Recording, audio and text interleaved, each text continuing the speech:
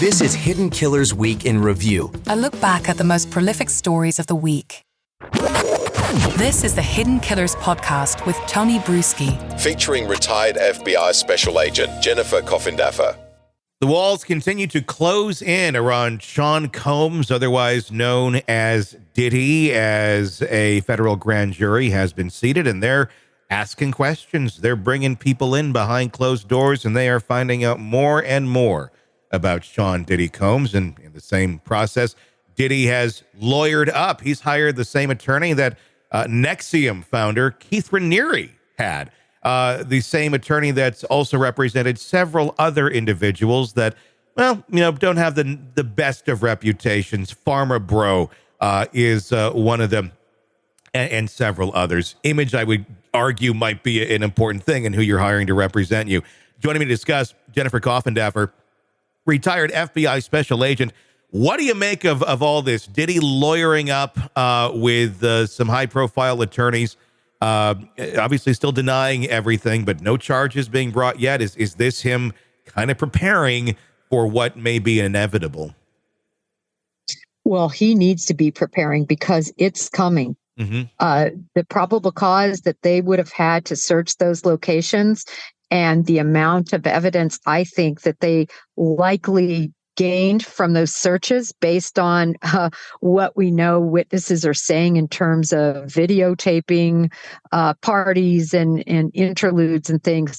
I think Diddy is in a lot of trouble. I think we are going to see a slew of charges, and these attorneys need to be on board from the beginning because discovery is going to be massive when it all hits, and I believe he'll be indicted. How do you see this all going down when the day comes that they come knocking on his door?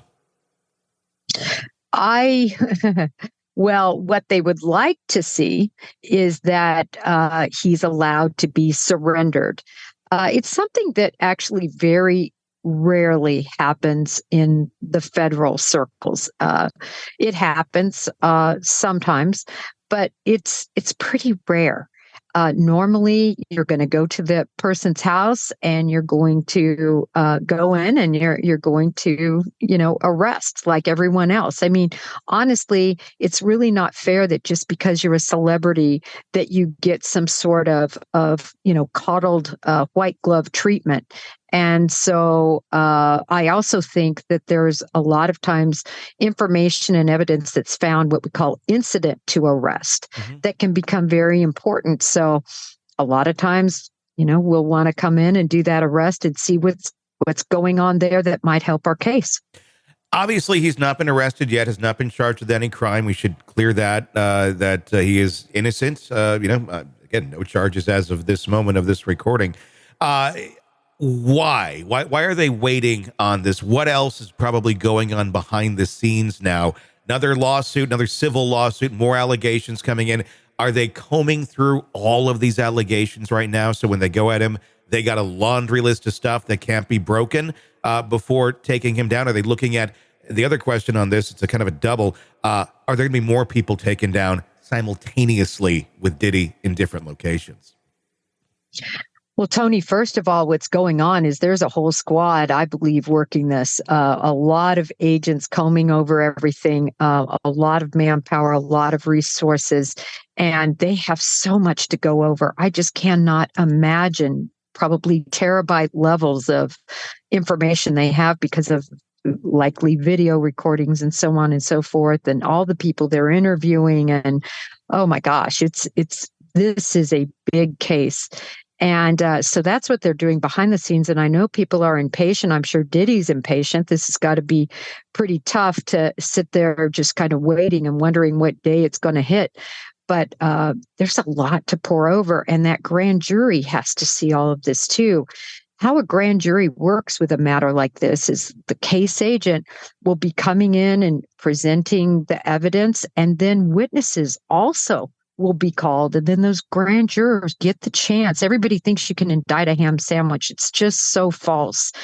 These grand jurors are going to be asking tough questions about what these witnesses have to say, and they're going to be grilling them. And so now instead of, one defense attorney, you have, a dozen grand jurors that are asking questions. So it's a process. It takes a long time, especially in a case like this.